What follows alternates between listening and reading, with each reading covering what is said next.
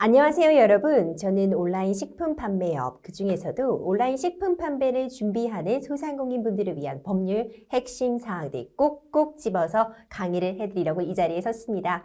잘 부탁드리고요. 긴 시간이지만 도움되는 내용들 쏙쏙 짚어드리도록 하겠습니다.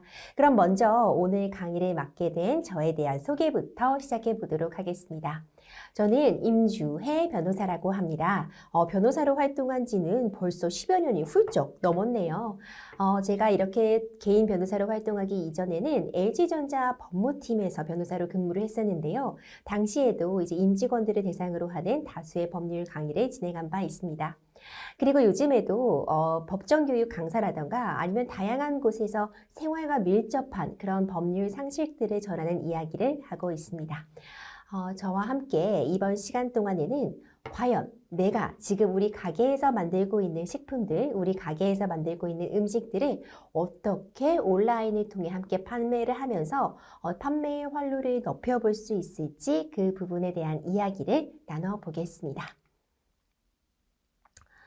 딱딱한 이야기를 시행하기에 앞서서요. 먼저 전해드리고 싶은 이야기가 있어요.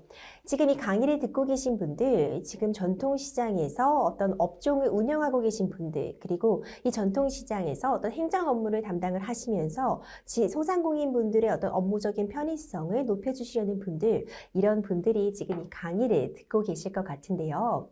먼저 전통시장에 대한 이해가 필요할 것 같습니다. 저도 전통시장 참 좋아합니다. 저는 특히 먹거리 너무 좋아해요. 호떡, 도너츠 그런 것뿐만 아니라 전통시장에서 파는 떡도 맛있고요. 반찬은 또 어떻습니까? 다양한 음식들이 전통시장에서 판매가 되고 있고 뿐만 아니라요. 다양한 물건들도 굉장히 합리적인 가격에 높은 품질로 구매를 할 수 있는 곳이 전통시장인데 사실 코로나19를 기점으로 해서 많은 분들이 오프라인 마켓 직접 가서 쇼핑하는 부분에 대해서 어려움을 겪기도 했고 특히 요즘 젊은 세대를 중심으로 해서는 새벽 배송과 같이요. 바로 내가 인터넷을 통해서 주문을 탁탁 해놓으면 다음날 아침이면 아니면 그날 당일날도 오후만 되면 딱 음식이 준비되어 있는 장을 봐져 있는 그런 온라인 매장의 편의성에 노출이 된 상태입니다. 사실 저 역시도 마찬가지입니다. 이렇게 변호사로서 활동을 하고 강의를 하고 있는 사람이기에 앞서 저도 두 아이를 키우고 있는 주부이기도 하거든요.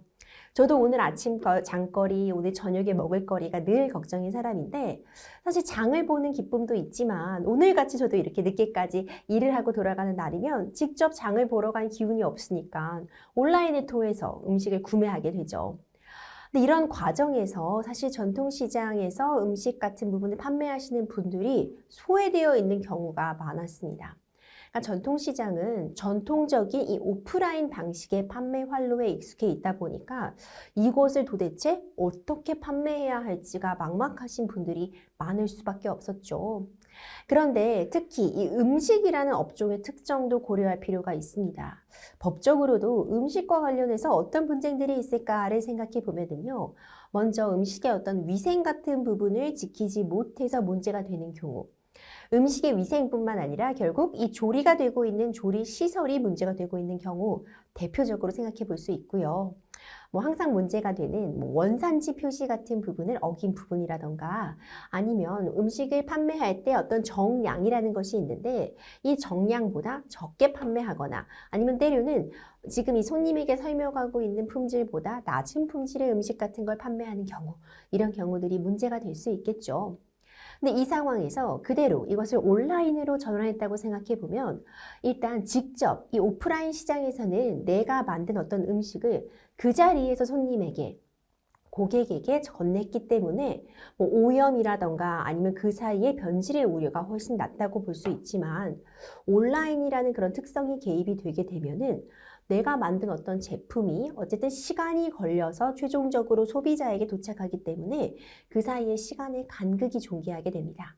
시간의 간극이 존재한다는 건 그만큼 다른 외부적인 요인이 개입될 그런 가능성이 크다는 뜻도 되기 때문에 경우에 따라서는 이 가운데 우리가 흔히 배달 사고라고 표현을 하기도 하는데 내가 음식을 만들고 내가 만든 제품이 최종적으로 소비자에게 전달되는 그 사이에 다른 요인들이 개입이 되면서 문제가 발생할 확률이 높아진다고 볼 수 있겠죠. 그렇기 때문에 우리 법제 하에서도 우리 정부에서도 이렇게 식품을 온라인으로 판매하고자 할 때는 굉장히 여러 가지 더 규제 장치들을 마련해 두고요. 그냥 오프라인 매장에서 판매하는 것보다 어찌 보자면 더 까다로운 규정들을 전해두고 있습니다. 그렇기 때문에 이번 시장에서는 이 전통시장의 다양한 활로 판매를 모색하는 분들을 대상으로 해서 어떻게 하면은 온라인 진출을 성공적으로 할 수 있을지 그때 먼저 1차적으로 우리가 검토해야 하는 그런 법률적인 쟁점들은 어떤 것들이 있을지 하나하나 살펴보도록 하겠습니다. 그럼 본격적인 강의 시작해 보도록 하겠습니다. 내가 어떤 사업을 시작하려고 할 때요, 가장 중요한 건 내가 지금 하려는 게 뭔지부터 알아야 됩니다. 이런 부분이 왜 중요하냐면요. 내가 지금 하려고 하는 분야, 내가 지금 하려고 하는 게 법적으로 정확하게 어떤 분야인지를 알아야 그 분야에 맞는 등록이라던가 인허가도 마칠 수 있고요. 그 분야에 맞는 또 추가적으로 필요한 조치들을 취할 수 있기 때문인데요. 항상 그런 얘기 하잖아요. 너 자신을 알라. 이런 격언이 있는 것처럼 내가 지금 무엇을 하고자 하는지 아는 게 어떤 성공적인 사업 시작의 핵심이라고 할 수 있습니다. 변호사로 활동하면서 여러분들을 상담하게 되는데 그때 가장 안 쉬운 점이 뭐냐면요. 잘못 알고 계시는 분들이 너무 많다는 거예요. 내가 조금만 더 찾아보거나 아니면 조금만 법적 지식을 알고 있었더라면 겪지 않아도 되는 어려움을 겪게 되시는 분들이 너무 많은데 많은 경우가 그 첫 단추를 잘못 껴서 그런 일을 당하시는 경우가 많거든요. 그러니까 나는 내가 지금 하고 있는 일이 법적으로 A라는 부분에 속한다고 생각을 했는데 알고 보니 B라는 부분에 속하는 거여서 내가 등록을 해야 되는데 등록을 놓치고 내가 이런 기준도 충족해야 되는데 이 기준을 넘지 못하고 이런 경우들에 과징금이나 과태료를 받으시거나 아니면 심하게는 이런 부분을 놓쳐서 영업을 못하고 손해배상 책임을 묻게 되시는 경우도 발생을 하거든요. 그래서 먼저 우리가 이번 강의에서 알아둬야 될 부분은 지금 내가 하고자 하는 영업이 도대체 어디에 속하는가를 보는 부분입니다. 첫 번째 주제는 바로 즉석 판매 제조 가공업 그리고 식품 제조 가공업의 이해입니다. 그럼 먼저 즉석 판매 제조 가공업이 뭔지부터 설명드려 볼게요. 식품을 제조 가공업소에서 직접 최종 소비자에게 판매하는 영업 방법입니다.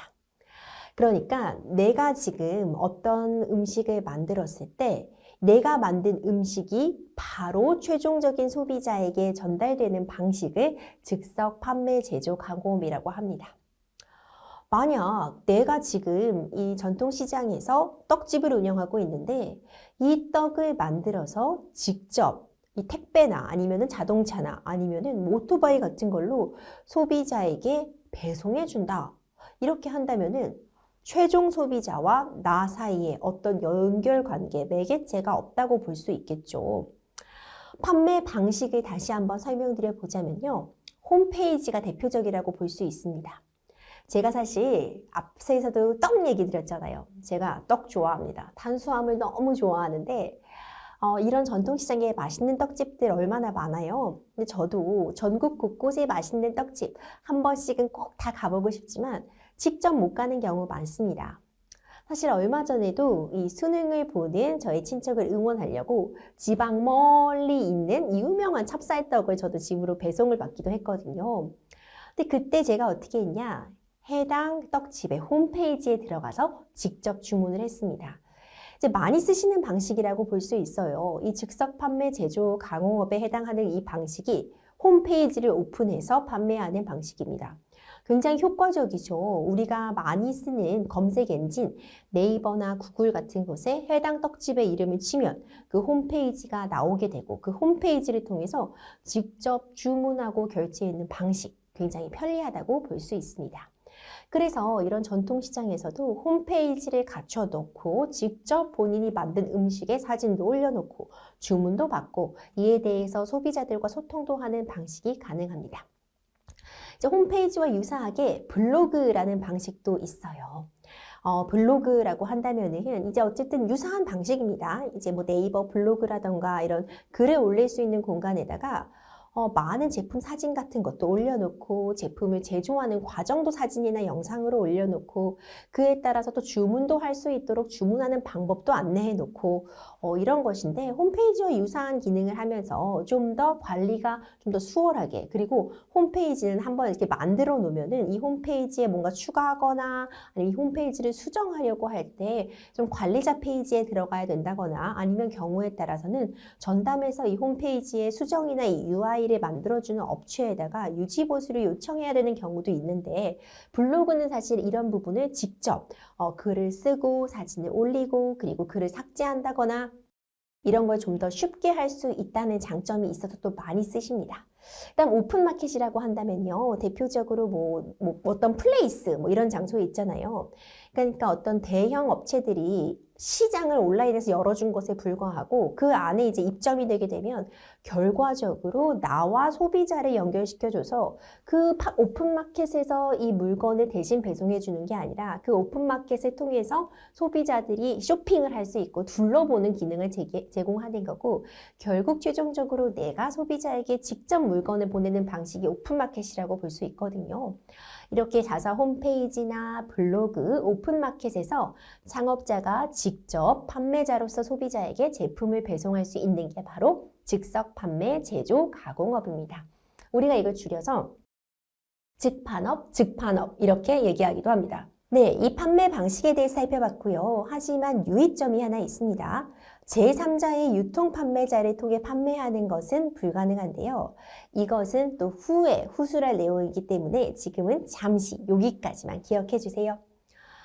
유통에 제한이 있죠. 그러니까 앞서 다시 한번 설명드리는 것처럼 이 즉판업은 등록을 통해서 예를 들어서 카페에서 제조한 마카롱이 있다고 하면 뭐 즉석시장에서 만든 빵, 이 재래시장에서 만든 마카롱을 본인이 이 만든 자사 온라인물, 홈페이지나 네이버 스마트 스토어, 오픈마켓에서 판매하면서 배달과 택배를 통해 최종 소비자에게 전달을 하는 방법이 허용이 됩니다. 그런데 이 물건을 아예 다른 곳에 납품하거나 마트에 입점시킬 수는 없거든요. 그건 뒤에서 보는 다른 업종에 해당되기 때문입니다. 이제 식품 제조 가공업에 대해 알아보도록 하겠습니다. 제가 앞서 말씀드렸잖아요. 이 즉석 판매, 제조, 가공업의 경우에는 제일 중요하게 생각해 보아야 되는 부분이 결국 내가 만든 이 음식을 최종 소비자에게 내가 전달한다라는 게 핵심이라면요. 식품 제조 가공업은 더 넓게 내가 만든 음식을 중간에 어떤 유통 과정을 거쳐서 소비자에게 판매할 수 있기 때문에 판매의 활로가 훨씬 더 넓다고 볼 수 있습니다. 식품 제조 가공업은요, 농축산물 원료를 식품 첨가물이나 다른 식품과 혼합하거나 제조 가공하는 방식으로 식품을 생산하는 영업 방법입니다. 결국 판매 방식에서의 차이가 가장 크다고 볼 수 있는데요. 자사 온라인몰이나 네이버 그 스마트 스토어처럼 앞서 말씀드린 즉판업에서 판매할 수 있는 그런 방식도 할 수 있고 이 부분이 중요합니다. 다른 곳에 납품한다거나 예를 들어서 요즘 항상 많이 얘기가 나오고 있는 뭐 새벽 배송이 가능한 그런 업체에 납품을 해서 그 새벽 배송에서 배송을 해주잖아요. 납품하거나 아니면 마트 같은 부분을 통해서 입점해서 판매하는 것도 가능한 것이 바로 식품 제조 가공업입니다. 결국 식품 제조 가공업은요, 지금 좀 전에 살펴본 즉석 판매 제조 가공업보다 훨씬 더 내가 이 음식을 판매할 수 있는 활로를 넓힐 수 있어서 유통의 범위가 더 넓다고 볼 수 있습니다. 그렇다면은 다 식품 제조 가공업을 등록해 두면 되는 거 아닌가요? 이런 질문 가능하실 것 같아요. 그럼 내가 홈페이지를 만들어서 팔 수도 있고 아니면 뭐 쿠팡이라던가 뭐 다른 마켓들 훨씬 더 큰 유통업체를 입점을 해서도 판매할 수 있으니까 더 이득이 아닌가요? 하실 수 있는데 그 부분은 맞지만요. 당연히 식품 제조 가공업을 영위하려면 더 엄격한 조건이 적용이 되어야 됩니다. 이거 제품을 생산하는 생산 규격, 장소, 그 장소적인 그 제약도 있고, 만든 물건의 그 품질에 대한 제약 부분도 이 즉석 판매 제조업보다 식품 제조 가공업이 훨씬 더 높은 수준을 요구하기 때문에 내가 지금 하고자 하고 있는 이 영업이 즉석 판매 제조 가공업을 통해서만 해도 충분할지, 아니면 추가적인 비용이나 추가적인 시설 절비를 통해서 식품 제조 가공업으로 등록을 해서 영업을 할지를 결정하시는 게 이 식품을 온라인에서 판매하시는데 가장 중요한 부분이 전 될 수 있을 것 같아요. 그래서 이 디지털 전통시장을 지금 하고 싶으신 상황이시잖아요. 이 지금 전통적인 전통 방식에서 벗어나서 좀 더 다양한 채널, 그리고 다양한 방식으로 전국 곳곳에 퍼져 있는 이 소비자들에게 내가 만든 음식을 전달시키고자 할 때 조금 더 간단한 방식으로 진행을 할 수 있는 즉석 판매 제조 가공업을 통해서 내가 직접 소비자에게 전달하는 정도의 방식을 택하실 것인지, 아니면 훨씬 더 엄격한 기준을 적용을 받더라도 다양한 유통 채널을 활용할 수 있고 다른 곳에 납품이 가능한 식품 제조 가공업을 통해서 영위를 할지는 내가 지금 맡고 있는 이런 업무적인 역량이라던가 내가 지금 운영하고 있는 시설의 범위 같은 부분을 충분히 고려하신 다음에 결정하시는 것이 필요합니다. 한 가지 더 있습니다. 이제 식품 소분업이라는 게 있는데요. 저도 식품 소분업 이용합니다. 언제 이용했냐면요. 저도 아이들을 키우다 보니까 이제 아이들 간식 같은 부분, 이제 특히 친구들에게 선물해야 될 때가 있는데, 그럴 때 다양한 간식이나 이런 부분들을 묶어서 포장해서 판매해 주시는 그런 경우들이 있더라고요. 특히 그냥 우리가 직관적으로 생각해 보더라도요, 물건의 단가라는 것이 내가 훨씬 더 대량으로 구매할 때 더 싸게 하나의 가격을 보자면은 하나를 100원에 구입할 수 있다면 100개를 구입하면은 90원에 구입할 수 있을 것이고, 1000개를 구입한다면 뭐 80원에 하나당 뭐 구입할 수 있다, 이런 부분으로 봤을 때 대량으로 구입을 하면 하나당의 가격이 한 개를 사는 것보다 훨씬 더 저렴하게 구매할 수 있기 때문에 많이 사서 이거를 쪼개 파는 경우가 있을 수 있어요. 이거를 식품 소분업이라고 하는데, 말씀드린 것처럼 식품 또는 식품 첨가물의 완제품을 나누어서 유통할 목적으로 재포장, 판매하는 영업을 식품 소분업이라고 합니다. 이제 제 강의를 들으신 분들은 이 세 가지는 완벽하게 구분하실 수 있을 것 같아요. 먼저 즉석 판매 제조 가공업에서 포인트는 뭐였다? 내가 만든 물건을 어쨌든 최종적으로 소비자에게 전달하는 것이 누구다? 나다! 그런 사업을 영위하고 싶으시다면 즉석 판매 제조 가공업에 해당하실 것이고요. 나는 더 큰 규모의 사업을 꾸리고 싶다. 지금 내가 직접 하는 유통 방식뿐만 아니라 다른 업체에 입점을 함으로써 다른 업체에다가 물건을 제공함으로써 유통의 판로를 더 넓게 가져가고 싶기 때문에 지금 당장 시설, 투자, 설비라던가 어떤 등록에 있어서의 좀 더 엄격한 기준 적용받더라도 제대로 하고 싶다 하시면 또 식품 제조 가공업을 생각해 보실 수 있고요. 내가 지금 하고 싶은 것이 식품 첨가물의 완제품을 나누어서 유통할 목적으로 재포장 판매하는 거다. 그럼 식품 소분업 되겠죠. 근데 사실 대부분의 경우라고 한다면은 뭐 예를 들어 집에서 뭐 내가 작은 가게, 카페에서 만든 마카롱 같은 것을 배달을 통해서도 소비자들에게 판매하고 싶다. 내가 이걸 홈페이지라던가 블로그 활동을 통해서 소비자에게 전달하고 싶다. 내가 지금은 동네에서 하는 카페이기 때문에 요 근방에 있는 분들밖에 직접 와서 이 마카롱을 사가시는 분들에게만 판매할 수 있지만 자사몰이라던가 블로그를 통해서 지방에 계신 분들에게, 경우에 따라서는 더 멀리 계신 분들에게도 판매하고 싶다 한다면 즉석 판매 제조 가공업 등록하시면 되고, 사실 대부분의 경우에 즉석 판매 제조 가공업을 선택하시는 소상공인들이 훨씬 더 많다, 이렇게 볼 수 있을 것 같아요. 사실상 식품 제조 가공업을 운영을 하려면 거의 어떤 기업 수준의 그런 설비라던가 자본을 갖추고 있는 경우가 대부분이기 때문에 즉판업, 즉석 판매 제조 가공업을 선택하시는 경우도 많다, 이렇게 볼 수 있습니다.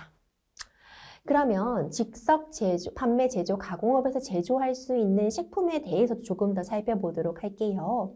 즉석 판매, 제조, 가공업으로 제조, 가공할 수 있는 대상 식품은 다음과 같습니다.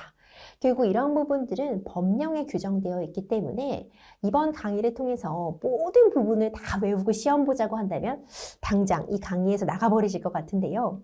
결국 내가 지금 하고자 하는 바가 뭐에 해당한다만 알고 있으면 나중에 구체적인 부분은 관련 어떤 기관을 통해서 문의를 할 수 있고요. 우리 구청마다 위생과 같은 부분들이 마련이 되어 있어서 거기에 직접 문의하시는 것도 가능하등이 하고 요즘은 또 워낙 인터넷이 발달되어 있어서요. 제가 아는 정보들은 사실 모든 분들이 다 검색을 통해서도 확인하실 수 있는 상황이거든요. 그렇기 때문에 내가 지금 즉석 판매, 제조, 가공하려고 하는데 어떤 부분들이 추가로 필요할지는 또 검색을 통해서도 확인하실 수 있으니까 이 내용을 모두 다 외워야지 이 부분에는 너무 집중하지 않으셔도 될 것 같습니다. 제조, 가공 가능한 식품은 다음과 같습니다. 식품위생법에 따라서 식품 제조 가공업에서 제조 가공할 수 있는 모든 식품이 해당하는데 통조림 및 병조림 식품은 제외된다는 규정이 있습니다. 그리고 축산물위생관리법 시행령에 따른 축산물 가공업에서 제조 가공할 수 있는 식품 가능하고요. 수입식품안전관리특별법에 따라서 등록된 수입식품 등 수입판매업 영업자가 수입판매한 식품으로 즉석 판매, 제조, 가공업소 내에서 소비자가 원하는 만큼 덜어서 최종 소비자에게 판매하는 식품도 제조 가능하다고 되어 있습니다. 제조 가능한 거를 아는 것도 중요하지만 제조가 불가능한 것을 걸러내는 작업이 정말 중요해요. 사실 법에서 굉장히 중요한 격언이 있습니다. 몰랐다고 죄가 되지 않는 것은 아니다 인데요. 이 부분은 다시 한번 따라해 주세요. 몰랐다고 죄가 되지 않는 것은 아니다. 그러니까 모른다는 게 죄가 되는 거죠. 어떤 부분이냐면 사실 이런 규제나 이런 부분들을 충분히 모를 수 있잖아요. 근데 내가 몰라서 이거를 법을 어겼어요. 그러니까 봐주세요 라는 게 통하지 않는 거죠. 그렇기 때문에 내가 하면 안 되는 행동을 하지 않는 것은 사업을 영위하면서 특히 법적인 측면에서 정말 매우 중요하다고 할 수 있습니다. 그럼 즉석 판매, 제조, 가공업에서 제조, 가공할 수 없는 식품이 무엇인지를 아는 게 저는 굉장히 중요할 것 같아요. 제조 불가능한 제품은요, 통조림이나 병조림 제품, 레토르트 식품, 냉동식품, 어육 제품, 식초, 전분, 알가공품, 육아공품 등이 있습니다. 그럼 즉석 판매, 제조, 가공업의 시설 기준에 대해서도 알아보겠습니다. 그러니까 어느 곳에서나 이 즉석 판매, 제조, 가공업이 가능한 것은 아닙니다. 왜냐하면 그만큼 어떤 위생적인 부분이나 안전한 부분이 매우 중요하기 때문이죠. 음식을 만드는 게 사실 삼시세끼 먹는 게 일이라고 하잖아요. 저도 지난 주말만 해도요. 아이들이 이제 집에서 밥을 먹어야 되는 그런 상황이 당연히 놓이게 되는데 삼시세끼 차리면 얼마나 힘든지 모릅니다. 적어도 주말에 삼시세끼 중에 한 번은 외식을 해야 된다고 저도 생각을 하는 사람이거든요. 왜 그러냐? 음식을 하는 게 그만큼 에너지도 많이 들고 경우에 따라서는 위험하기도 해요. 왜 위험하다는 말씀을 드렸냐면 가정집에서야 어떤 화구에도 제한이 있고 어떤 용기에도 제한이 있기 때문에 음식을 하는 행위 자체가 위험하다고는 볼 수 없지만 규모가 커질수록요. 불이 사용이 되고 뜨거운 물이 사용이 되고 이것이 막 여러 가지 사람들이 왔다 갔다 하면서 음식을 제조하면 왜 유명 식당 가서 셰프님들 만나면 다 팔에 화상 자국들 갖고 계시고 그러잖아요. 그래서 안전한 기준을 갖고 있는 게 매우 중요합니다. 그러니까 화재에 취약해서도 안 될 것이고 또 위생적인 측면도 고려해야 되기 때문에 이 시설 기준이라는 게 마련이 되어 있거든요. 일단 건물의 요건 보겠습니다. 독립된 식품 제조시설 및 원료 제품 보관시설 등을 갖춘 건축물이어야 합니다. 그리고 즉석 판매, 제조, 가공 외의 용도로 사용되는 시설과는 분리 구획되어야 합니다. 예외 사항이 있어요. 예를 들어 백화점 내에서 식당과 식품 매장 등 식품을 전문으로 취급하는 일정 장소 또는 일반 음식점, 휴게 음식점, 제과점 등과 접한 장소에서 영업이 가능하며 식품위생상 위해 발생의 우려가 없는 경우에는 예외로 허용이 되고 있습니다. 그 다음 제조 가공시설에 대한 기준도 살펴볼게요.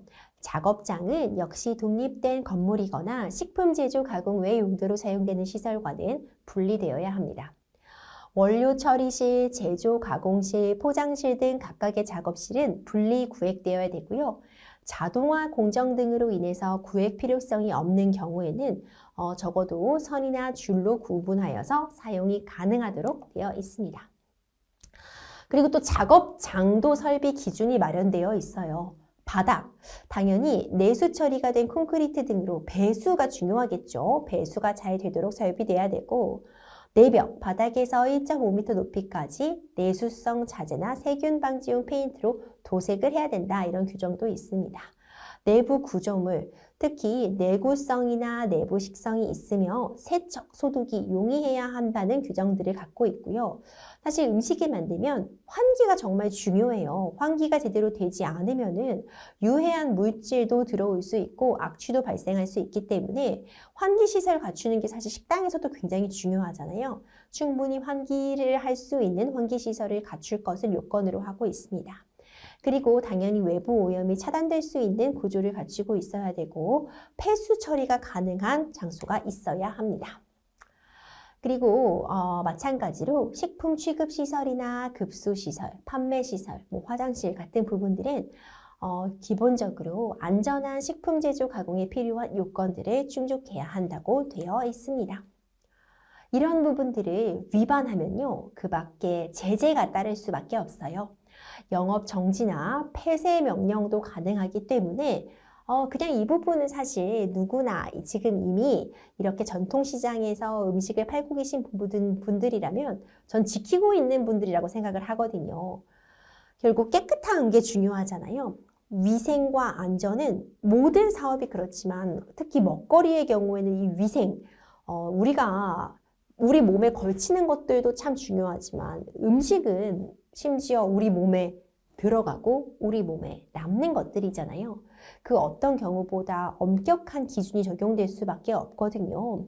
그리고 이런 부분을 지켰을 때 또 문제가 없는 또 가장 맛있는 그리고 가장 안전한 음식이 만들어질 수 있기 때문에 이 전통시장에서 특히 온라인화를 꾀하고 계신 분들은 이 음식이 최종 소비자에게 전달될 때까지 그 시간적인 간극이 존재할 수밖에 없다는 점까지 고려하셔서 이렇게 좀 깨끗하고 위생적인 업장을 구축하시는데 조금 더 신경을 써주셨으면 좋겠다 생각이 듭니다. 자, 그러면 먼저 질문 던져볼게요. 우리 동네 마트 내에서 반찬 가게를 하려고 하는데요. 어떤 영업에 해당이 되나요? 이 지금 제 강의를 들으신 분들이라면 바로 답변을 하실 수 있어야 됩니다. 만약 인터넷 판매와 같이 유통이 가능한 영업을 하려는 경우에는 어떤 영업인가요? 벌써 다 느낌이 오셨죠? 마트 내 반찬 가게 영업의 경우에는 마트나 시장, 백화점 내에서 반찬을 직접 제조 가공해서 소비자에게 바로 판매하는 경우 즉석 판매, 제조 가공업에 해당합니다. 인터넷 판매 등을 통해서 유통 가능한 영업, 그러니까 반찬을 만들어서 인터넷에 직접 판매하는 것을 물론 다른 유통 채널을 통해서 추가로 판매를 원하는 경우에는 알고 계시죠? 식품 제조 가공업에 해당할 수 있습니다. 재포장하는 경우도 배웠죠. 직접 제조하거나 가공하지는 않고 이미 만들어진 반찬을 다른 용기에 나누어서 재포장해서 판매하려는 경우에는 뭐다? 식품 소분업에 해당합니다. 여기까지 보시면요. 이 세 가지 업종에 대한 구분이 끝나셨을 거예요. 쉽죠? 어렵지 않으시죠? 이게 어렵다고 하시면은 저 너무 속상할 것 같은데 세 가지 꼭 구분해 주세요. 즉석 판매 제조 가공업, 식품 제조 가공업, 그리고 식품 소분업. 이 중에서 내가 하고자 하는 게 어떤 것인지 확인이 되셨으면 좋겠습니다. 등록 업무에 대해서 알아보겠습니다. 머리 아파. 벌써 지금 절레절레 하시는 분들 너무 많으실 것 같은데 그래도 우리가 눈을 크게 뜨고 다시 한번 들여다봐 주시기 바랍니다.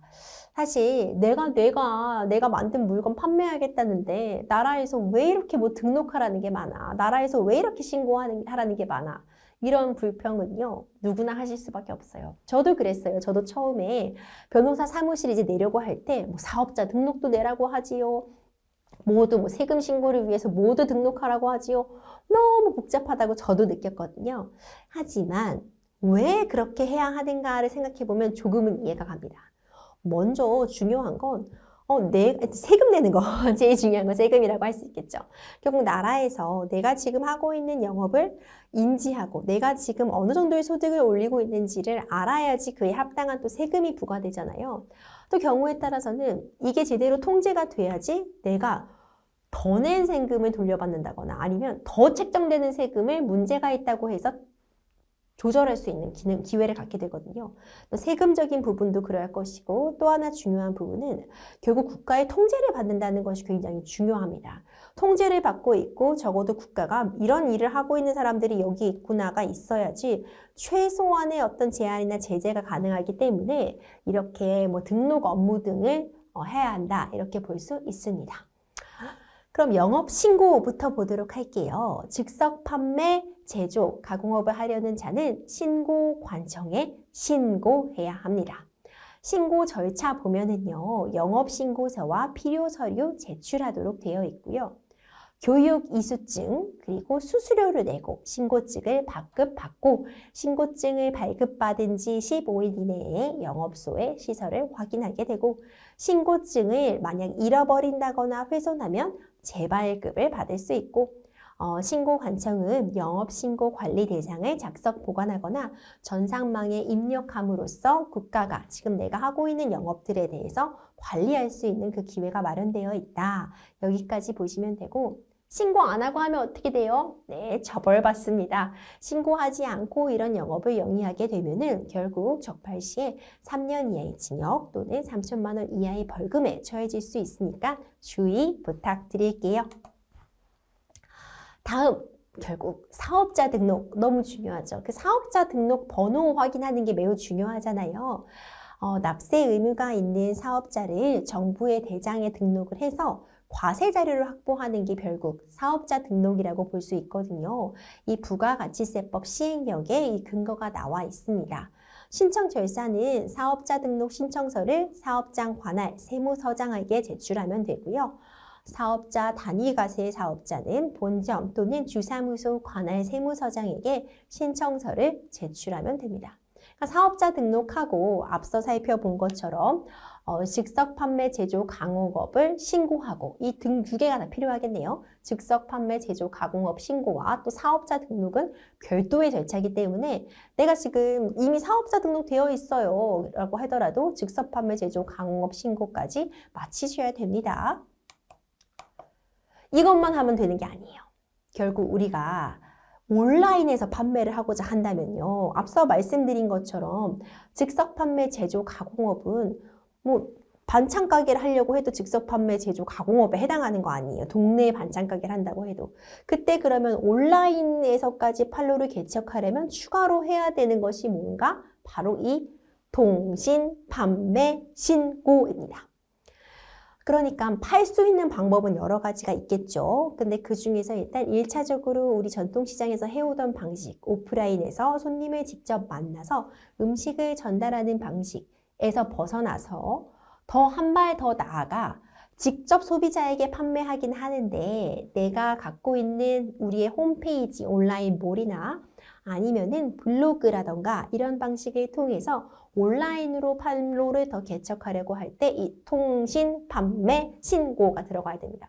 다시 지금까지 신고해야 되는 거 지금 3가지 나왔네요. 즉석 판매, 제조, 가공업 신고 들어가야 되고 사업자 등록해야 되고 통신, 판매, 신고 가능까지 해야지 내가 만든 맛있는 떡을 소비자에게 택배를 통해 보낼 수 있게 되는 겁니다. 신고 대상은 인터넷 쇼핑몰 등 통신판매업 창업자가 되고요. 통신판매업 신고서를 이 전자상거래 등에서의 소비자 보호에 관한 법률에 따라 제출해야 합니다. 신고 방법은요, 정부24 홈페이지도 있고 어플리케이션도 있거든요. 정부24를 통한 전자문서 신고도 가능하고 자료 제출이 곤란한 경우에는 우편 제출도 가능하다고 합니다. 신고가 접수되면 통신판매업 신고증이 교부가 되게 되고요. 신규 신고 시 인터넷 도메인 이름 및 호스트 서버 소재지가 아직 미정인 경우에는 신고증을 발부받은 날로부터 30일 이내에는 보완 절차를 거쳐야 합니다. 위반 시 제재도 나와 있습니다. 신고하지 않으면요, 3천만 원 이하의 벌금에 처해질 수 있기 때문에 이 신고도 꼭 놓치지 말고 해주시면 좋을 것 같아요.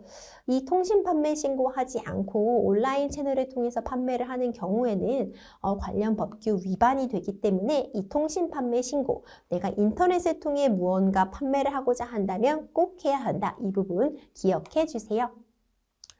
그 다음은 건강진단 및 식품위생교육입니다.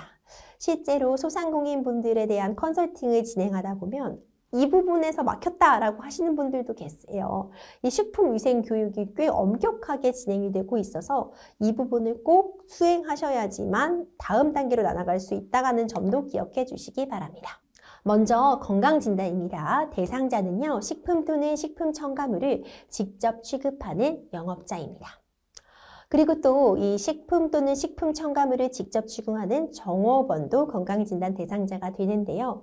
영업의 시작 전 또는 영업에 종사하기 전에 이 건강진단을 받도록 되어 있습니다. 관련 법은 이제 식품위생법에 적혀져 있고요. 위반 시 제재가 마련되어 있어서 1차 위반 적발 시, 그리고 2차, 3차까지 또 다르게 액수가 규정되어 있거든요. 이 부분도 확인해 두시면 좋겠습니다.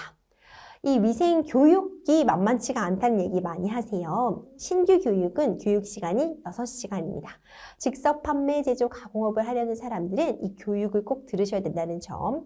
그리고 정기 교육이 매년 있는데 이제 신규로 처음에 이 식품 위생 교육을 식품 제조, 즉석 판매, 제조, 가공업을 하려면 들으셔야 되고 이게 한 번만 들으면 끝나는 게 아니라 정기적인 교육도 매년 3시간씩 즉석 판매, 제조, 가공업자 및 종업원이 들으셔야 된다는 점도 기억해 주시기 바랍니다.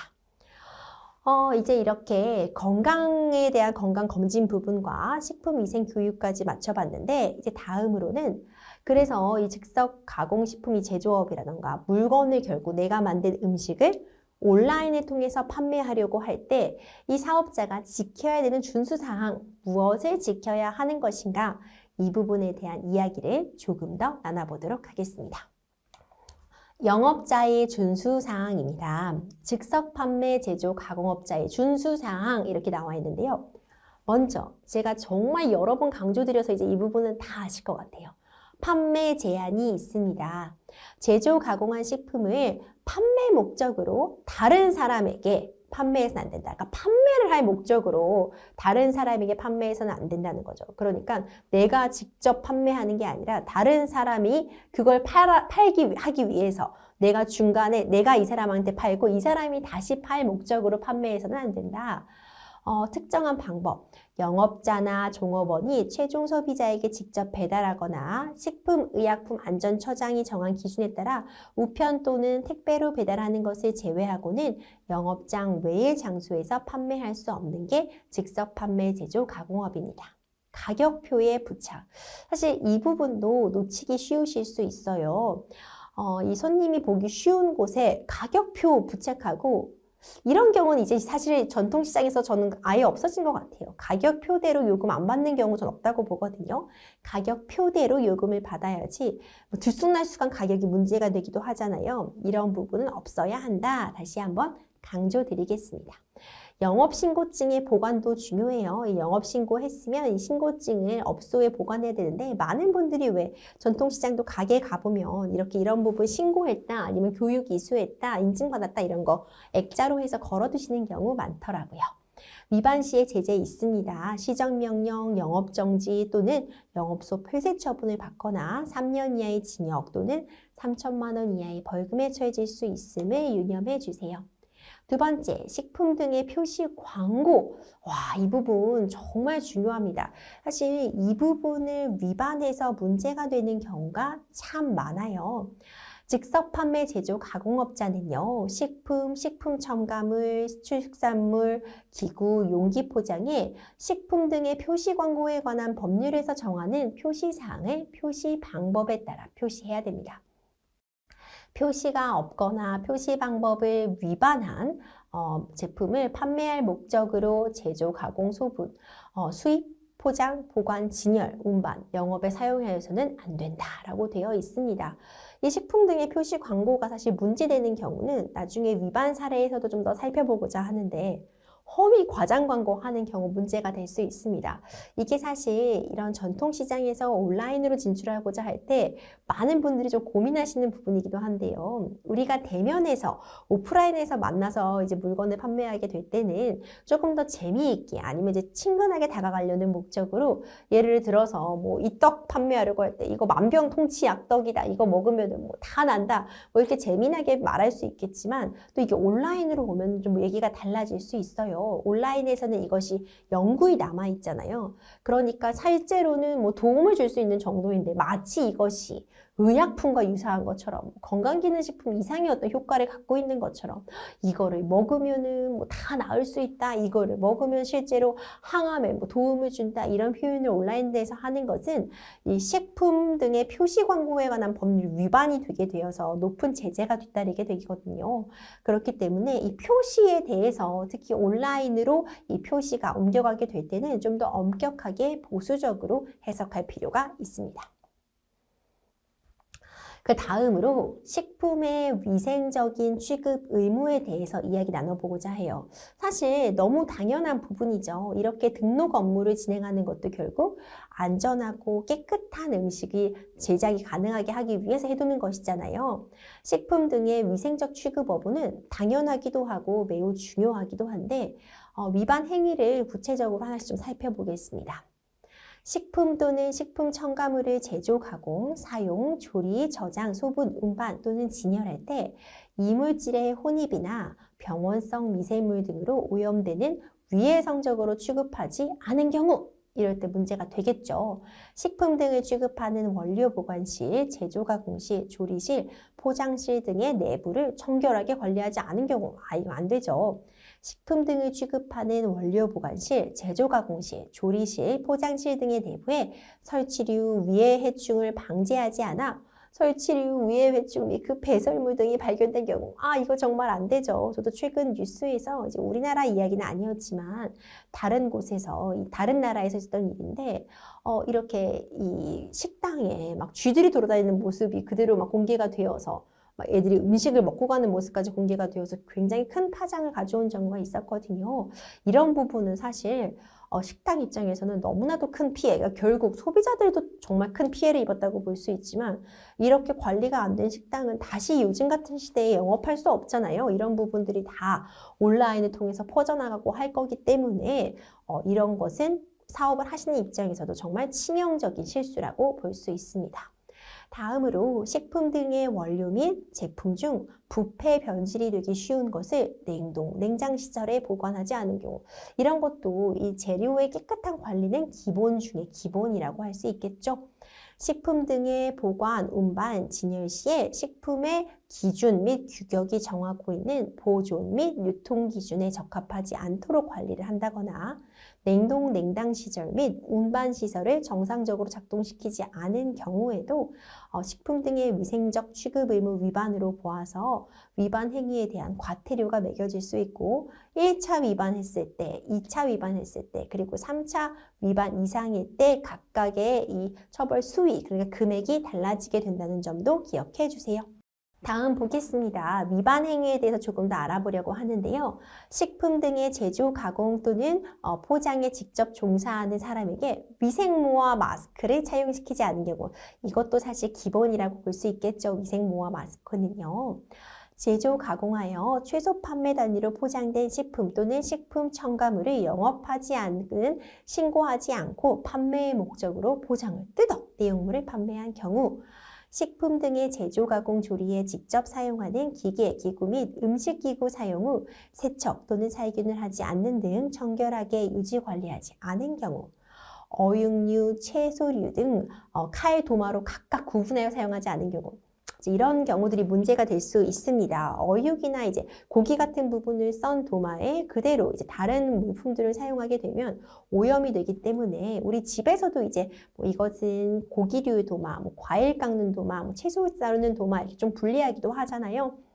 이런 부분들을 구분 사용하지 않으면은 위반 행위에 대해서 과태료가 내려질 수 있는 점 기억해 주세요. 이건 또 아주 기본 중에 기본이라고 볼 수 있겠죠. 소비 기한이 경과된 식품 등을 판매의 목적으로 진열 보관하는 경우에도 1차 위반, 2차 위반, 3차 이상 위반 행위에 따라서 과태료 부과될 수 있고 점진적으로 더 높은 수위의 과태료가 부과되게 된다는 점 기억 바랍니다. 식품 등의 위생적 취급 의무에 대해서 계속 알아보고 있습니다. 다음은 이제 위의 식품을 판매해서는 안 된다는 조항이에요. 이거 너무 당연해서 사실 말씀드리는 게 너무 당연하다 싶게 생각이 드는데 썩거나 상한 음식 당연히 팔면 안 되겠죠. 유독, 유해물질 포함된 거 안 됩니다. 병을 일으키는 미생물에 오염된 식품 당연히 안 되죠.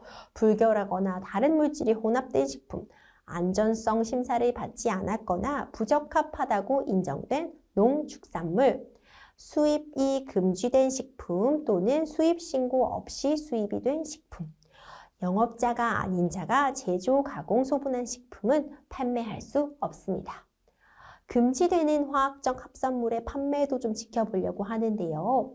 기준 규격이 정해져 있지 않은 화학적 합성품인 식품 첨가물을 사용한다거나 이를 포함한 식품을 제조, 수입, 가공, 사용, 저장, 운반, 진열하는 행위는 노노! 금지되게 됩니다. 다음은 위의 식품의 회수 부분도 보려고 해요. 회수 의무가 부과되게 되는데 위의 식품 등을 제조, 가공, 소분, 수입 또는 판매한 영업자는 해당 식품 등이 위해한 요소를 포함하고 있음을 알게 되면 지체 없이 해당 식품을 회수하거나 필요한 조치를 해야 합니다.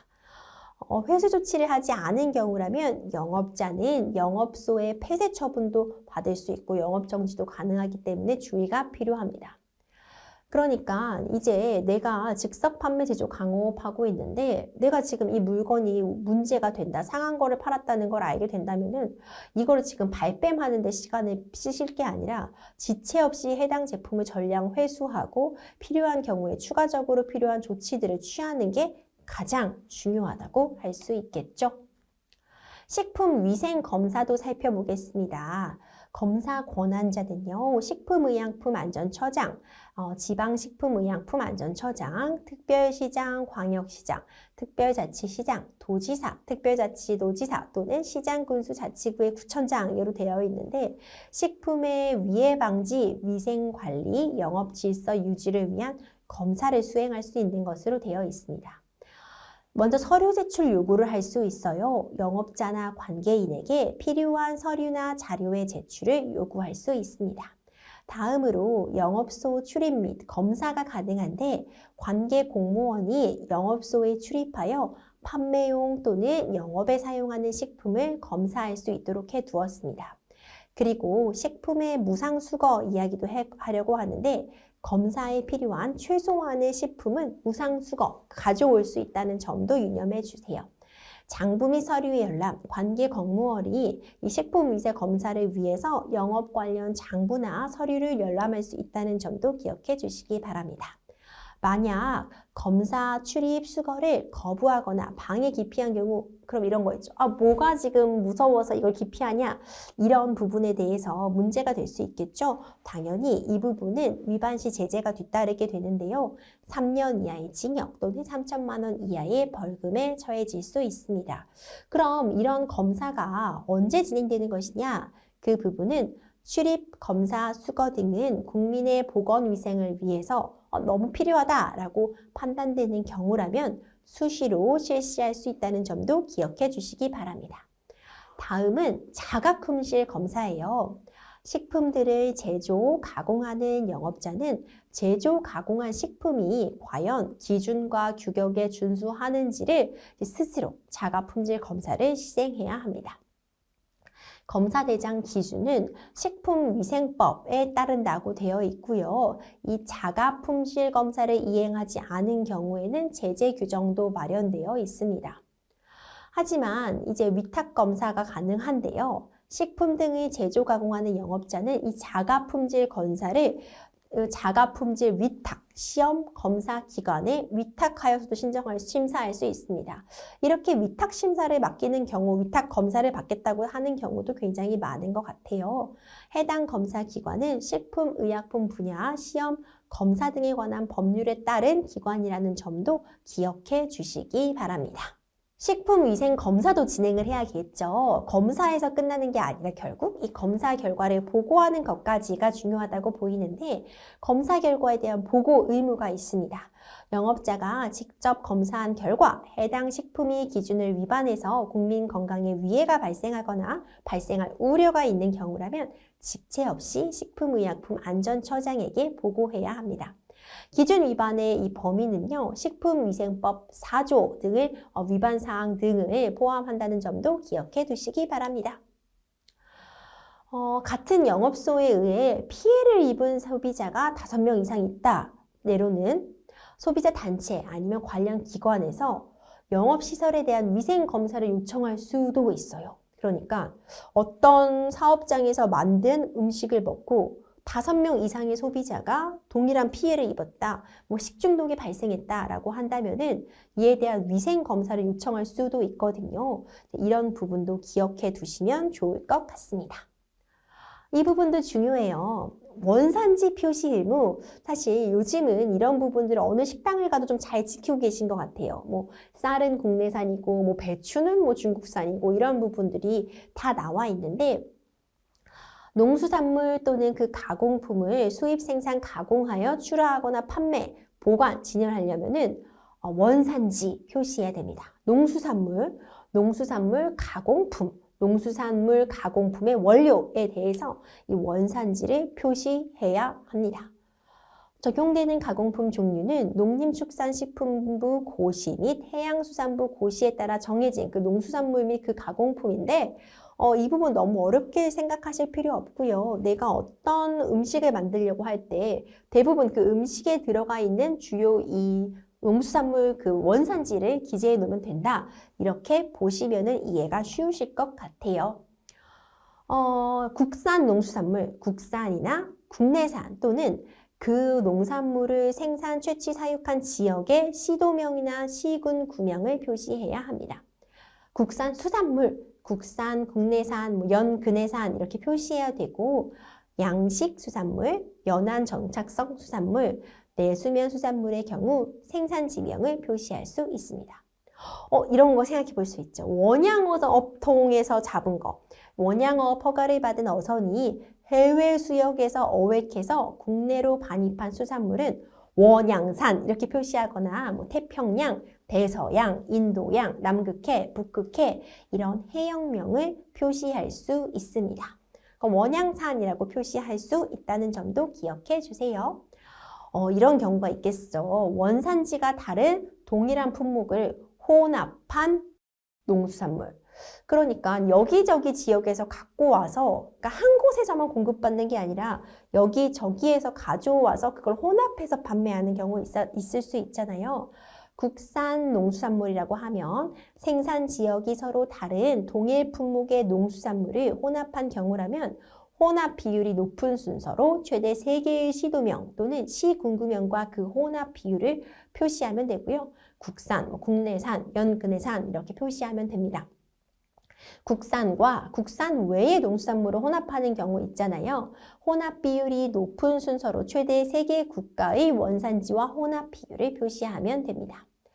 2개 이상의 품목을 포장한 그런 수산물이라면 혼합 비율이 높은 2개 품목에 대해서 표시를 해야 하고요. 국산 수산물과 원양산 수산물에 대한 기준에 따라 표시한다는 점 기억해 주시기 바랍니다. 수입 농산품과 그 가공품 및 반입 농산물과 그 가공품을 보면 수입 농수산물과 그 가공품은 대외무역법에 따른 원산지, 미국, 호주 이렇게 표시하면 되고요. 농수산물 가공품 보자면은 사용된 원료의 원산지 표시, 즉 농산물 또는 수입된 원료를 사용한 경우 농수산물 표시 기준에 따라 하면 되고, 마찬가지로 혼합 원료 사용하면 혼합 비율이 높은 순서로 두 개 국가의 원산지와 혼합 비율이 변경된 경우, 혼합 비율이 최대 15% 이하로 변경된 경우 기존 원산지 표시 포장재를 변경된 날로부터 1년 이내에는 사용할 수 있다. 이런 부분까지 나와 있으니까, 이거 사실 지금 이렇게 이 원산지 표시 의무에 대해서 제가 장황하게 설명을 드렸지만 딱 와닿지 않으시잖아요. 이거는 실제 부딪히면서 다른 사례들을 보시면서 표시하는 연습을 한다거나 아니면은 이와 관련된 이제 부서에 정부 기관에 문의를 하셔서 작성하시는 게 가장 정확하다고 볼 수 있거든요.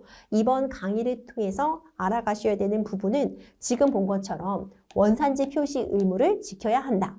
식품 위생 검사를 받아야 한다. 식품 등의 위생적 취급 의무를 부과받는다. 식품 표시 광고에 따라서 표시 광고에 맞게 식품을 표시해야 한다. 이거를 알고 가시면 됩니다. 지금 이제 많은 부분이 지나왔기 때문에 다시 한번 정리해 보면서 가도록 할게요. 지금 이 수업 시간에 처음에 제가 가장 중요하게 봤던 거 있습니다. 내가 지금 하고자 하는 게 어떤 카테고리에 들어가는 사업인지 아는 게 가장 중요하다고 말씀드렸잖아요. 그래서 내가 지금 하려는 게 즉석 판매 재고 가공업에 해당하는가, 아니면 식품 제조 가공업에 해당하는가, 아니면 식품 소분업에 해당하는가, 이 부분 아는 건 너무 중요하다고 말씀드렸잖아요. 이 세 부분 구분할 수 있으시죠? 자, 처음에 가장 중요한 건 내가 지금 하려는 사업이 어느 카테고리에 들어가는가 아는 거 제일 중요하다고 말씀드렸잖아요. 아직 까먹으신 거 아니죠? 다시 한번 기억해 주세요. 즉석 제조, 판매 제조, 가공업에 해당하는가, 식품 제조, 가공업에 해당하는가, 식품 소분업에 해당하는가, 이 부분 내가 지금 하고자 하는 게 어디에 들어가 있는지 다시 한번 기억해 주시기 바랍니다. 즉석 판매 제조, 가공업의 가장 큰 특징, 내가 만든 제품을 내가 소비자에게 최종적으로 배달할 수 있다.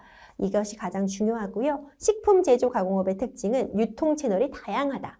다른 사람에게 판매의 목적으로도 판매할 수 있고, 내가 어떤 업체에 입점할 수 있다, 납품할 수 있다. 그렇다면 식품 제조 가공업, 식품 소분업은 완제품 같은 부분을 나누어서 유통할 목적으로 재포장 판매하는 것이 식품 소분업이다. 여기까지 짚고 넘어가겠습니다. 다음으로 중요한 건 등록 업무 얘기했었잖아요. 해야 되는 것. 3종 세트 있었습니다. 먼저 영업신고, 즉석 판매, 제조, 가공업을 신고하는 거 있었죠. 두 번째, 사업자 등록, 사업자 등록증 하면 사업자 등록 번호 나오잖아요. 사업자 등록해야 되고, 세 번째 너무 중요합니다. 내가 그냥 동네에서 내가 지금 전통시장에서 뭐 반찬 가게 하고 싶다라고 한다면 내가 직접 이 반찬 만들어서 소비자에게 최종적으로 판매하는 거니까 즉석 판매, 제조, 가공업 신고해두면 되는데, 여기서 플러스 알파, 인터넷이라는 매체 같은 거 사용해서 온라인 몰을 만든다거나 아니면 블로그를 만든다거나 아니면 그 외에 뭐 어떤 판매를 하려고 할 때 온라인을 거친다고 한다면 그때 해야 되는 건 통신 판매 신고다. 등록 업무에서는 이 세 가지 받습니다. 다시 한번 즉석 판매 제조 가공업의 신고, 사업자 등록, 그리고 통신 판매 신고. 다음 넘어가 볼게요. 건강진단이랑 식품위생교육 처음에 할 때도 들어야 되고 정기교육도 매년 이수하셔야 된다. 이거는 관계기관 같은 경우에서 이제 집체교육 같은 부분을 진행하기 때문에 주변의 상인분들이랑 빼먹지 마시고 서로 챙겨두시면서 꼭 교육 이수하시는 게 좋고, 이 교육을 이수하시면서 또 새롭게 배우시게 되는 부분도 많이 있을 거고요. 또 저는 사실 이렇게 사업을 하면서 항상 중요하게 좀 항상 컨설팅을 드리는 부분이 혼자 하시려고 하면 안 되는 것 같아요. 주변에 유사한 사업을 영위하고 계신 분들, 내지는 지금 전통시장에 뭐 여기 떡집도 있고요, 빵집도 있고요, 반찬 가게도 있고요, 여러 가지 유사하거나 아니면 비슷한 업종, 아니면 전혀 다른 업종이라도 이렇게 비슷한 고민, 판로를 더 모색하고 확보하기 위해서 오프라인 시장에서 벗어나 온라인까지 진출하려고 하시는 많은 분들이 있잖아요. 이런 분들과 소통하고 계속해서 서로 얘기를 주고받는 게 중요할 것 같아요. 이런 뭐 등록 업무라던가 아니면 이런 교육 같은 부분이 결국 계속해서 업데이트되고 바뀌기 때문에 지금 이 교육을 들으셨다고 끝나면 절대 안 되고요. 앞으로 몇 년이 지나면 또 이런 부분도 바뀌고 몇 년까지 가지도 않습니다. 그때 정책은 변할 수밖에 없기 때문에 가장 정확한 건 지금 이 사업을 하고 계신 분들, 지금 이와 유사한 영업을 하고 계신 분들의 정보가 가장 중요하거든요. 그래서 요즘은 SNS 같은 거 활성화되어 있으니까 같은 업종의 분들과 오픈 채팅방 같은 거 활용하셔서 계속 소통하시는 거, 그렇게 가시는 게 좀 너무 중요할 것 같다. 이런 교육도 좀 함께 가서 들으시고, 안 들으시는 분이 있으면 서로서로 챙겨주시고 하는 게 어떨까 싶어요. 자, 지금 3가지 복습했습니다. 즉석 판매 제조 가공업, 식품 제조 가공업, 식품 소분업이 어떻게 다른지 첫 번째로 봤고요. 두 번째 등록 업무 봤습니다. 즉석 판매 제조 가공업의 신고, 사업자 등록하는 거, 그리고 통신 판매업 신고, 이 3가지 봤고요. 건강진단과 식품위생교육 받아야 된다까지 왔죠. 다음으로 지금 본 건 준수사항이었습니다. 이 판매 제한 부분이 있기 때문에 어디서 판매할 수 있는지, 어떤 방식으로 유통할 수 있는지, 이 즉석 판매 제조 가공업장의 경우에는 다른 유통 채널에 거쳐서 판매할 수는 없다. 내가 직접 판매해야 된다. 이 부분 하나 봤었고요. 식품 등의 표시 광고 의무 준수하는 건 위반 사례에서 조금 더 상세하게 설명드리도록 할 텐데, 허위 과장 광고 같은 거 하는 부분이 발생하면은 특히 온라인 상에서 굉장히 큰 제재를 받을 수 있기 때문에 꼭 주의가 필요합니다. 식품 등의 위생적 취급 의무는 가장 기본 중에 기본이 되는 의무라고 말씀을 드렸죠. 이런 위생적인 부분이 무너진다면 다 무너지는 것이기 때문에 주의가 필요하다. 당연히 썩거나 상하거나 배탈을 일으킬 수 있는 물품 만들고 판매하시면 안 됩니다. 식품위생 검사를 실시해야 되는데 식품의약품과 관련된 정부 기관이나 시장, 도지사, 군수의 요청으로 검사를 할 수도 있고, 자가품질 검사, 내가 스스로 이 가공한 식품이 규격과 이런 기준을 준수하는지 검사하는 거, 그리고 이 자가품질 검사를 위탁도 할 수 있다. 여기까지 보았고, 결국 검사 결과를 보고하거나 해야 되는데, 같은 영업소에서 피해를 입은 5명 이상의 소비자가 요청한다거나 아니면 소비자 단체나 관련 기관은 위생검사도 요청할 수 있다. 이 부분까지 확인해 주시기 바랍니다. 원산지 표시 의무도 보셨죠? 복합적인 부분들이 있어서 좀 헷갈린다고 느끼실 수 있겠지만 기본은 간단합니다. 이 원산지가 어디인지 제대로 기준을 세워서 기재해 주시면 되고, 예전에는 막 원산지 속이는 일들이 재래시장에서 발생했다 이런 얘기들이 사실 뉴스를 통해서 들리기도 했는데, 지금 우리 시장에서 영업하시는 분들, 그런 일을 하시는 분들은 저는 없다고 봅니다. 자, 마지막으로 위반 사례들 보겠습니다. 지금까지 사실 이제 내가 오프라인에서 만든 이 음식, 내가 오프라인에서 만든 마카롱, 떡, 반찬, 이거를 온라인몰로 입점시킬 때 지켜야 되는 기준이나 규격들에 대해서 알아봤잖아요. 근데 실제로 어떤 상황에서 이런 위반들이 발생하는지 알아보는 게 굉장히 중요할 것 같습니다. 한번 볼게요. 사건의 개요 보겠습니다. 사건의 주요 인물, 피고인 김약손 씨입니다. 뭔가 약손 씨라고 하니까 벌써 뭔가 건강에 도움이 된다, 내지는 이거 치료할 수 있다, 이 엄마 손은 약손인 것처럼 뭔가 이런 걸 했을 것 같은데 맞습니다. 사건의 주요 인물, 피고인 김약손 씨가 걸려든 이 위반 행위에 대해서 살펴보도록 할게요. 김약손 씨는 자신이 만든 식초가 파킨슨병 증세, 변비 등을 완화하는 효능이 있다고 속여서 피해자에게 판매를 했습니다. 피해자에게 7병의 식초를 무려 1,240만 원에 판매를 했어요. 이와 관련해서 김약손 씨가 사기, 그러니까 전혀 이런 효능이 없음에도 불구하고 이런 효능이 있다고 속여서 7병의 식초를 1,200만 원에 판매했으니까 사기, 그리고 무등록 식품제조업, 이 식품제조와 관련해서 어떤 등록을 하지 않은 거죠. 이걸로 기소가 되었습니다. 자, 영업 등록 의무 보겠습니다. 이 김약손 씨는 내가 어떤 유통업체를 통해서 판매한 게 아니다. 내가 어떤 업체를 통해서 입점을 한다거나 마트에서 판매한 게 아니라 내가 방문 소비자에게 직접 판매하였기 때문에 즉석 판매 제공업에 해당한다라고 주장을 했어요. 자, 즉석 판매 제조업 기억나시죠? 즉석 판매 제조 가공업은 식품의 제조 가공한 뒤에 세종 소비자에게 직접 판매하는 것으로 영업을 등록할 의무는 없습니다. 제가 즉석 판매 제조 가공업은 신고라고 했잖아요. 신고하시면 됩니다.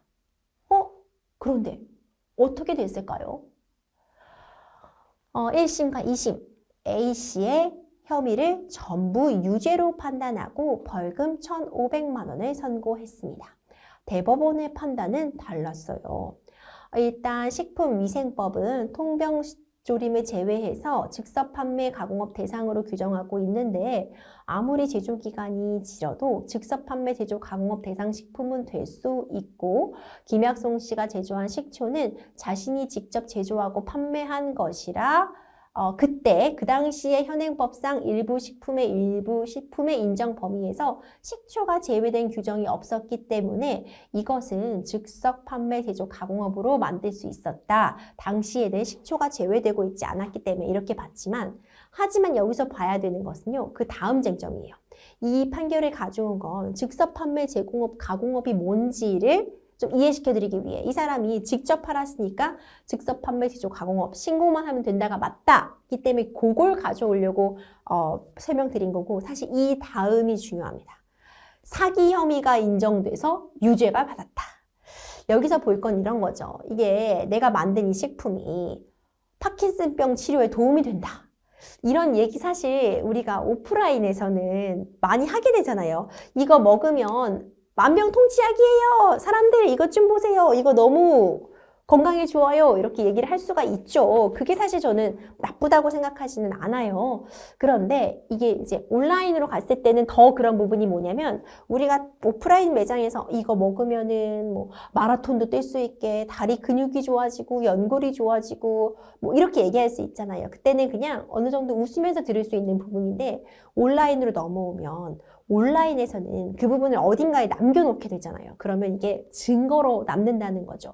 그리고 파급 효과도 훨씬 큽니다. 내가 지금 이게 이 음식을 먹으면 마라톤도 뛸 수 있을 만큼 무릎이 튼튼해지고 이제 다리 아프다는 얘기는 안 하게 됩니다. 동네 사람들이라고 얘기를 해도 오프라인에서는 이거를 듣게 되는 사람의 수가 훨씬 한정적이라고 한다면 이게 오프라인에 기재가 됐을 때는 훨씬 더 많은 사람들이 이 얘기를 보고 들을 수가 있고 이걸 보고 또 더 판매 창구가 훨씬 더 넓어질 수 있기 때문에 이렇게 허위 과장 광고를 하게 됐을 때는 크게 책임을 질 수밖에 없다는 점을 강조드리고 싶습니다.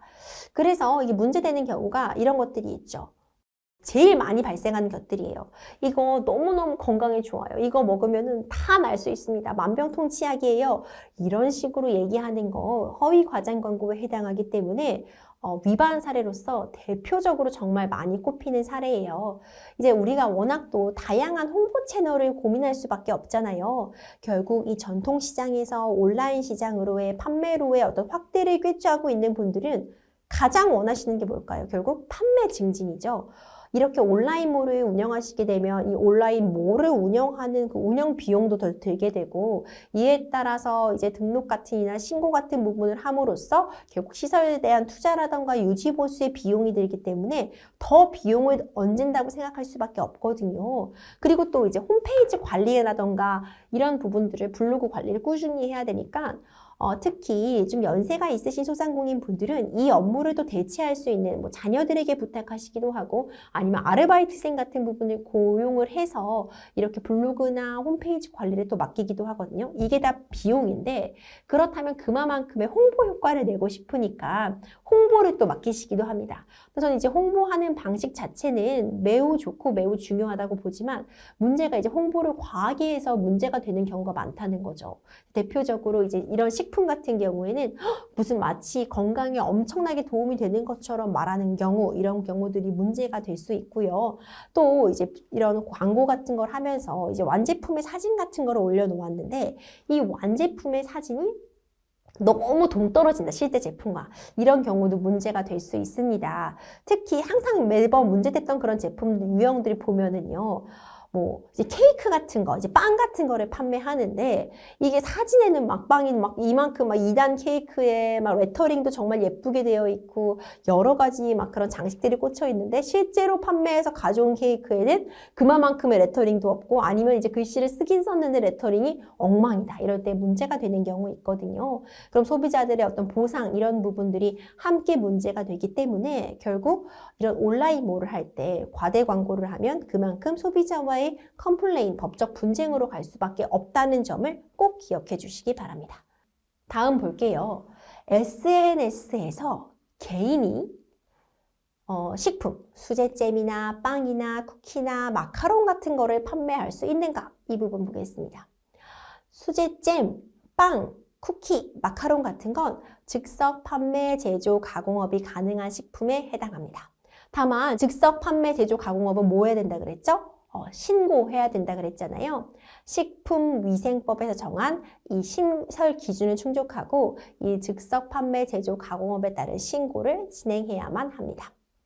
만약 이런 경우 있어요. 내가 이런 식품 내가 가게에서 만들고 있는데, 카페에서 만들고 있는데 이거 내가 그냥 아는 사람들한테만 판매한다. 내가 아는 사람들 정말 이 원재료값만 받고 판매하는데 그때도 뭔가 이런 기준들을 충족해야 되나요? 이런 질문 하시기도 하거든요. 양쪽이 모두 동의를 했어도 법률에서 정한 사전 신고 의무라던가 시설 기준 충족 의무는 없어지지 않습니다. 미충족 시에는 처벌받을 수도 있기 때문에 이 부분 좀 유념하시기 바라고요. 식품으로 인해서 소비자에게 문제가 발생한 경우 발생한 손해에 대해 민사상 손해배상 책임질 수 있다. 이 부분 사실 지금 한 줄로 되어 있지만 이 부분이 결국 이번 강의의 후반부에선 제가 중점적으로 말씀을 드리고 싶은 부분이기도 해요. 이 식품이라는 것이 항상 좀 민감할 수밖에 없는 부분이 있죠. 앞서 제가 강조했던 것처럼 이 식품 위생 교육도 듣고 어떤 시설에 있어서의 위생 기준도 마련해 둔 건 다 뭐 때문이다? 안전과 위생 때문이죠. 근데 이 식품이 다른 그 어떤 제품보다도 안전과 위생 기준에 충족을 해야 돼서 문제가 될 수 있습니다. 먹는 거 너무 중요하잖아요. 저도 이제 아이들을 키우다 보니까 저 먹는 것도 그렇지만 아이들 먹거리 같은 경우에는 더 좀 손이 가고 더 좀 신경을 쓰게 돼요. 우리가 이제 죽 같은 경우도 이제 판매를 하게 되기도 하는데 그럴 때도 만약 이게 죽을 이유식 같은 형태로 아이들에게 먹인다고 한다면 뭐 엄마의 마음에서 아빠의 마음에서 더 신경이 쓰이게 되잖아요. 근데 이 식품이 무서운 게 탈이 나기 시작하면요. 정말 큰 피해를 야기할 수가 있습니다. 식중독 같은 부분은 사실 한 명만 발생하는 게 아니라 어떤 음식에 문제가 있다면 집단으로 발생을 하게 되잖아요. 그럼 이렇게 식품이 한번 탈이 나게 되면 이 식품을 그때 판매한 그 날 모든 소비자에게 거의 유사한 피해가 발생하기 때문에 이 식품으로 인해 소비자가 문제가 발생하게 되면 이 가게 입장에서는 손해배상 책임을 물지 않을 수가 없게 됩니다. 물론 이 과정에서 굉장히 지리지리한 법적 공방이 예상이 되게 되죠. 예를 들어서 우리가 뭐 완제품으로 만들어진 어떤 뭐 음식을 팔았는데 이 음식을 판 것 중에서도 어떤 재료가 특히 문제될 수도 있잖아요. 뭐 해산물이 문제가 됐다거나 아니면 뭐 계란이 상했다거나 특히 어떤 원재료가 문제가 된 경우가 있을 수도 있고 아니면 원재료들은 다 문제가 없었는데 특히 뭐 여름 같은 경우에 이걸 다 만들어 놨는데 그 자체로 이게 쉬어버린 경우 이런 경우도 있을 수 있고 아니면 진짜 만들 때까지는 아무 문제가 없었어요. 내가 제대로 만들어서 빵이랑 쿠키, 마카롱을 포장까지 했는데 이것이 유통되는 과정에서 이것이 배달되는 과정에서 문제가 생긴 경우도 있을 수 있겠죠. 그러니까 재료가 문제가 되는 경우도 있고 아니면 내가 만들었는데 만드는 과정에서 내지는 만든 제품을 보관하는 과정에서 문제가 생기는 경우도 충분히 있을 수 있고 마지막으로 이것이 배달되는 과정에서 문제가 생길 수 있는데 최종적으로 소비자 입장에서 보자면 이 경우 어떤 경우이든 내가 이 음식을 먹고서 배탈이 났다면 당연히 이 해당 가게에게 컴플레인을 하고 문제 제기를 할 수밖에 없잖아요. 이때 일단 중요한 부분은 어디서 문제됐는지 당연히 식품 시약처 같은 곳에서도 조사를 하게 될 것이고, 문제가 된다면 일단 이 가게를 운영하시는 입장에서도 빠르게 원인이 뭔지를 조사해서 이 원인을 확인하시는 게 중요하고요. 그래야지 다음에 같은 문제점이 발생하지 않으니까요. 이제 경우에 따라서 이게 문제가 되면 이제 영업 정지 등의 처분을 받을 수 있기 때문에 일단 가장 안전하게 관리하는 것이 중요하지만, 만에 하나라도 이런 일이 발생하게 된다면 빠르게 이 해당 원인을 찾아내는 것이 중요할 것 같고요. 이제 결국 이런 부분이 결국 문제가 되어서 행정적인 체제, 뭐 영업 정지 처분을 받는다거나 과태료 처분을 받는다거나 하는 것과는 별개로 경우에 따라서는 소비자에게 민사상 손해배상 책임을 질 여지도 발생할 수 있습니다. 이제 이런 부분들에 대해서는 이제 어느 정도 대비를 하실 필요가 있고, 물론 너무나도 음식의 잘못된 부분은 인정을 하더라도 말도 안 되는 부분까지 배상을 요청한다면 그 부분에 대해서는 이거는 그렇게까지 발생한 손해는 이 음식과 인과관계가 없는 손해라고 해서 어느 정도 끌어내실 수는 있겠지만, 그래도 손해배상 책임을 질 수 있다는 점은 기억하시는 게 좋을 것 같아요. 그래서 이 부분을 나눠봐야 됩니다. 어떤 이 영업장에 대한 제재와 같은 행정처분과는 별도로 민사상 손해배상 책임, 이 피해자에게 손해배상 책임을 지는 여지가 발생할 수 있다는 점까지 사실 기억해 두시면 좋겠습니다. 그리고 또 이제 마지막으로 요즘 많이 문제되고 있는 이야기도 한 가지 더 해드리려고 하는데요. 결국 우리가 온라인에서 이렇게 식품을 판매하다 보면 가장 무서운 게 뭔지 아세요? 가장 신경 쓰인다. 예쁜 제품 사진 찍어놓는 것도 너무 중요하죠. 깨끗한 시설에서 정갈하게 음식을 만들고 있는 영상도 올려두시는 경우가 많겠죠. 그리고 또 뭐 주문이 얼마나 많다, 실시간 막 주문량을 보여주는 그런 온라인 몰들도 있더라고요. 제일 중요한 게 뭘까요? 벌써 많은 분들이 벌써 대답해 주신 것 같아요. 후기. 이렇게 온라인에서 음식을 판매하거나 온라인에서 물건을 판매할 때 가장 신경 쓰이는 게 바로 후기입니다. 그러니까 후기 같은 것이 그 온라인 몰이나 블로그 자체에 달리는 경우도 있고, 그리고 인터넷을 검색하면 그 후기가 달리는 경우들이 있죠. 특히 이미 이제 배달 어플리케이션에서 입점이 되어 계신 그런 경우라면은 이제 그 배달 어플리케이션 내에서의 후기도 굉장히 신경을 쓰일 수밖에 없는데, 이제 경우에 따라서는요, 이 배달 어플리케이션에서의 후기라던가 아니면 지금 이 인터넷에 내 업장을 검색했을 때 나오는 후기 가운데, 물론 그 후기를 우리가 겸허하게 받아들이고 그 후기를 따라서 개선할 사항을 개선하는 것도 좋지만, 경우에 따라서는 예외적인 상황에서는 악의적인 댓글이나 악의적인 작성글이 달리는 경우도 있어요. 이것 때문에 피해를 호소하시는 경우가 정말 많은 경우도 있는데, 뭐 실제로 막 상담 오신 사례들 보면은요, 뭐 아이 밥 따로 달라 그랬는데, 뭐 아이용 계란 후라이 같은 거 추가로 달라 그랬는데 그거는 제공할 수 없다고 하니까 뭐 악플을 달았다, 뭐 별점 테러를 했다, 이거 뭐 허위 작성 글로 명예훼손할 수 없냐, 뭐 이런 것도 많이 물어보시거든요. 참 어려운 부분입니다. 우리가 이제 SNS나 이런 온라인몰에서 식품을 판매하게 될 때 어떤 개인의 느낌을 충분히 남길 수 있죠. 이거는 어떤 개인의 자유이고 어떤 사실에 대한 판단이 아니라 나의 감정을 그냥 쓴 글에 불과하다고 한다면 법적인 조치가 어려울 수는 있겠지만, 하지만 경우에 따라서는 이렇게 허위적인 부분, 내가 뭐 예를 들어서 음식에서 머리카락이나 뭐 바퀴벌레가 나오지 않았는데 뭐 나왔다고 막 올림으로써 내 영업에 피해를 주는 그런 행위에 대해서는 이에 대해서 내가 명예가 훼손됐다거나 이것은 허위이다, 이런 부분들을 상대방을 특정해서 고소함으로써 피해를 처벌을 구할 수도 있고 그 사람에게 손해배상 청구를 할 수 있는데, 이런 경우는 전 정말 슬프다고 생각하지만 있기는 하니까 소개해 드릴게요. 이제 경쟁 업체에서 이제 고의로 악의적으로 이런 악성 후기 글을 올리는 경우도 있습니다. 이제 그런 경우라면은 엄연히 고의를 갖고 있잖아요. 영업을 방해하려는 고의. 일반적인 소비자가 올린 글이라면 경우에 따라서는 이것이 주관적인 판단 영역이기 때문에 이것을 처벌까지는 할 수 없다고 보는 경우들도 있을 수 있겠지만, 만약 어떤 경쟁사 같은 부분에서 고의로 영업을 방해하기 위한 목적으로 이렇게 허위의 사실을 유포하는 경우라면 이런 위계로서 허위의 사실로 영업을 방해하는 경우에 해당해서 뭐 영업 방해의 책임을 묻는다거나 명예훼손 책임을 묻는다거나 법적으로도 제재할 수 있는 글이 있으니까 이런 부분도 사실 생각을 해보시는 게 중요하고 실제로 안타깝게도 특히 오프라인 판매점에서 벗어나서 이렇게 온라인으로 그 판매 공간이 올라오고 나서 이런 허위의 댓글이나 허위의 어떤 글들로 인해서 명예훼손이라던가 영업방해 고소전이 굉장히 많이 치러지고 있어서 저 개인적으로도 안타깝다 이런 생각이 듭니다.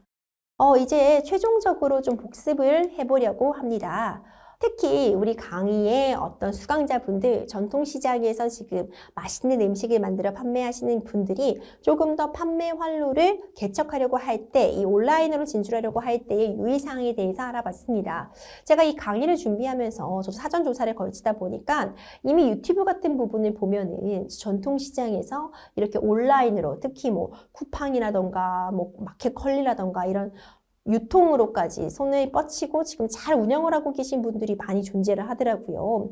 그리고 또 이제 이런 예전에 이제 부모님 세대에서 해오던 뭐 떡집이나 전통시장에 있는 빵집 같은 경우를 그 자녀 세대가 이렇게 뭐 즉석 식품 제조 가공업이라던가 아니면은 식품 제조업 같은 부분으로 성장시켜가지고 이 온라인에 추가를 해서 굉장히 크게 이 떡집이 그때는 그 지방에서만 유명한 떡집이었다면 지금은 제주도에서도 뭐 서울에서도 유명한 뭐 그런 곳을 만들기도 하고 저도 제주도 굉장히 좋아하는데 제주도 전통시장에서 파는 오메기 떡을 바로 서울로 또 택배로 꽝꽝 얼려서 보내주시는 일도 확인할 수 있었거든요. 마찬가지로 최근엔 제가 경주에 다녀왔었는데 경주하면 또 뭐 경주빵 같은 거 유명하잖아요. 그 안에 있는 경주 전통시장에서 제가 샀던 그 빵도 저희 할머니한테 보내드리고 싶었는데 또 택배 접수를 받아주시더라고요. 그때 필요한 게 뭐다? 바로 통신 판매 신고다.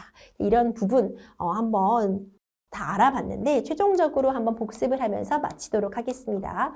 내가 지금 판매하고자 하는 게 무엇인가, 어디에 해당하는가 확인하는 작업이 필요합니다. 내가 지금 하려는 게 즉석 판매 제조 가공업으로 충분한지 아니면 식품 제조 가공업까지 필요한 것인지 아니면 식품 소분업인지 즉석 판매 제조 가공업보다 식품 제조 가공업의 경우에는요.